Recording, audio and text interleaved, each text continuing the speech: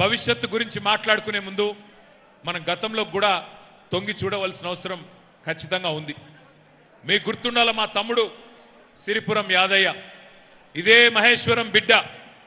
ఆనాడు ఉద్యమంలో తమ్ముడు సిరిపురం యాదయ్య విశ్వవిద్యాలయం, ఉస్మానియా విశ్వవిద్యాలయం మెయిన్ క్యాంపస్ గేట్ ముంగట ఆ రోజు పెట్రోల్ పోసుకొని మరి తెలంగాణ రాదేమో, తెలంగాణ రాకపోతే మా ప్రాంతానికి, మా ప్రజలకు, మా అన్నదమ్ములకు కొలువులు ఎట్లొస్తాయి అని చెప్పి ఇదే మహేశ్వరం ముద్దుబిడ్డ యాదయ్య ఆ రోజు ఉస్మానియా విశ్వవిద్యాలయానికి వచ్చి అందరు చూస్తుండగా నిప్పుల కనికలాగా మండిపోతూ తన పెయి దహించకపోతున్నా, తాను కాలిపోతున్నా జై తెలంగాణ అంటూ నినాదం ఇస్తూ అమరుడైనాడు సిరిపురం యాదయ్య.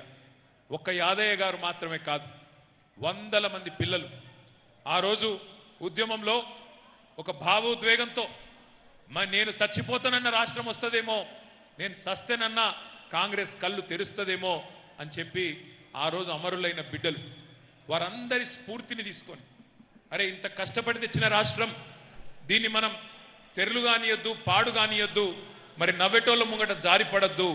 యాదికుండాల మీ అందరికీ ఎన్ని మాటలు అన్నారు మన నాన్నాడు. అవునయ్యా, రాష్ట్రం వస్తుంది, కానీ మీకు నడిపేంత సినిమా ఉందా? రాష్ట్రం నడిపే సత్తా మీకున్నదా? మీకు నాయకత్వ పటిమ ఉన్నదా? లీడర్షిప్ క్వాలిటీస్ ఉన్నాయా మీకు అని చెప్పి మాట్లాడిన వాళ్ళు ఎంతమంది ఒక్కసారి యాద్ చేసుకోండి.